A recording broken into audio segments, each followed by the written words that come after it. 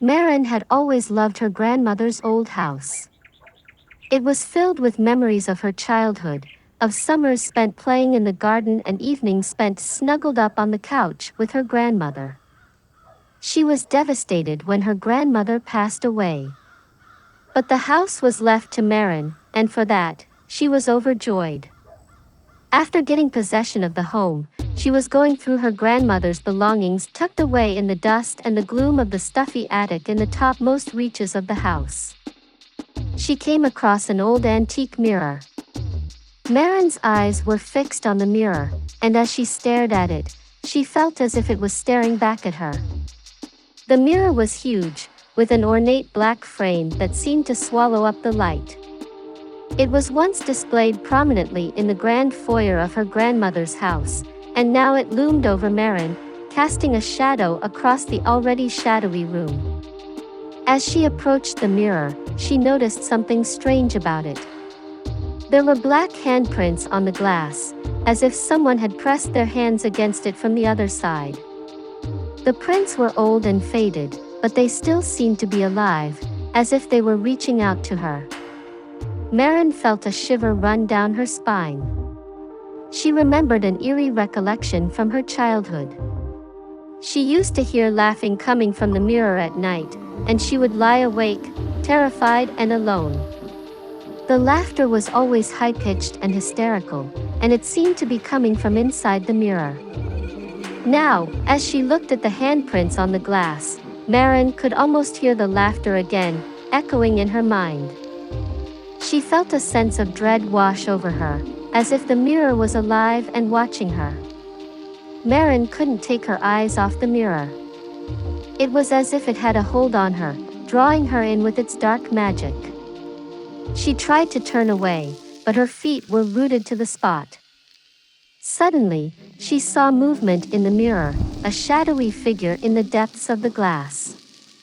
She could hear the laughter again, and it seemed to be coming from the figure. Marin felt a scream rising in her throat, but she couldn't make a sound. The figure in the mirror grew larger, and Marin realized with horror that it was the woman who had haunted her childhood. The woman's eyes glowed red in the darkness, and her long stringy hair snaked around her like tendrils of smoke, with some greasy strands obscuring her pale, cracked skin. Marin tried to break free from the mirror's spell, but it was too late. The woman had claimed her once again, and there was no escape from the mirror's curse. Marin stood frozen in front of the cursed mirror, unable to tear her gaze away from its haunting reflection. She felt as if she was falling into the depths of the glass, pulled in by an invisible force. Memories flooded her mind, memories of a woman who had haunted her childhood. Marin had completely erased both the woman and the mirror from her memory. Until that moment in the attic, which suddenly felt so sweltering that Marin could hardly breathe. The woman had always been there, lurking in the shadows, just out of sight. Marin had seen her several times when she was young, but no one else seemed to notice her. No one except for Marin's grandfather. Marin saw many occasions of the woman tormenting him. Whenever Marin asked her grandmother about the woman, she would dismiss her, saying that it was just his dementia playing tricks on him. But Marin knew the truth. She remembered the woman's eyes, cold and dead, and the way she would whisper in her grandfather's ear, filling his mind with dark thoughts. The woman was dangerous, and Marin had always been afraid of her. She knew even way back then that her grandfather's dementia was real. But, for the first time, Marin wondered if it was an affliction that the long-haired woman had bestowed upon him through her whispered harassment and evil laughter. Marin stared into the mirror. She saw the woman's reflection staring back at her. She was just as terrifying as Marin remembered her, with the long, tangled hair and sharp, pointed teeth. Her eyes glowed red in the darkness, and she seemed to be beckoning Marin closer. Marin felt a shiver run down her spine as she remembered the way the woman had terrorized her grandfather. She could hear his screams echoing in her mind, as the woman whispered in his ear, driving him mad. Marin had always thought that her grandfather was just losing his mind, but now she knew the truth.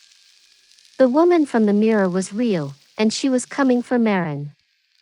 Marin tried to tear her gaze away from the mirror, but she was transfixed. She could feel the woman's presence growing stronger, as if she was reaching out of the glass to grab her. Marin could hear her grandfather's voice in her mind, warning her to stay away from the mirror. But it was too late. The woman had already claimed her, and there was no escape. Marin stumbled back from the mirror, her heart pounding in her chest. She couldn't believe what she had just seen, the memories that had flooded back to her. She had completely forgotten about the woman in the mirror, about the laughing that used to keep her up at night.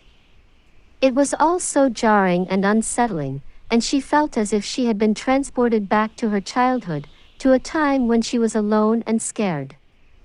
She could hear her grandfather's voice in her mind, warning her to stay away from the mirror, to never look at it again. Marin tried to shake off the memories, to push them back down where they belonged, but they kept coming, one after another. She felt as if she was being attacked by the past, by all the terrible memories she had tried to forget. As she stumbled out of the room, she felt the weight of the mirror's curse on her, dragging her down. She knew that she couldn't escape it, that it would follow her wherever she went. Marin tried to tell herself that it was all just her imagination, that the mirror was just a harmless object. But deep down, she knew the truth.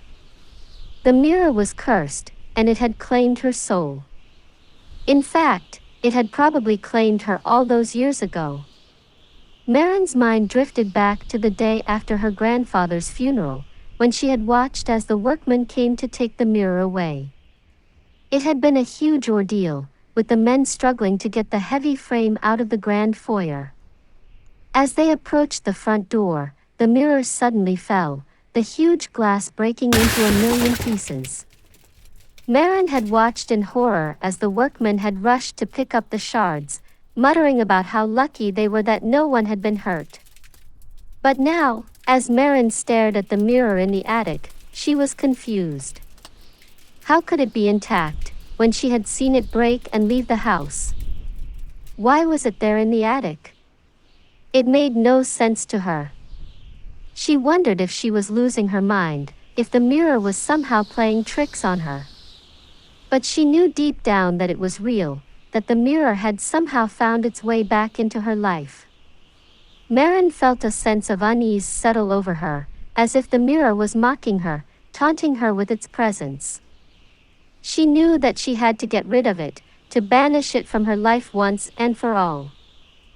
Despite her reservations, she decided to keep the mirror and hang it in her bedroom. An incredibly long and deep sleep had her waking feeling refreshed in the bright sunny morning. All the memories that had come rushing back the day before had already begun to recede back to the dark corners of her mind, and she'd all but decided she had been being overly emotional due to the loss of her beloved grandmother. Nonetheless, Marin found herself becoming more and more obsessed with the mirror. She would spend hours gazing at her reflection, studying every curve and line of her face. As time went on, Marin's obsession with the mirror began to take a toll on her. She became withdrawn and distant from her friends and family, spending all of her time alone in her room with the mirror. One night, as she was studying her reflection, she noticed something strange. The reflection in the mirror wasn't quite right. It was as if there was someone else in the room with her, standing just out of sight. She turned around, but there was no one there. The next night, she saw the figure again. This time, it was standing directly behind her in the reflection. She spun around again, but there was no one there. Marin began to feel like she was losing her grip on reality.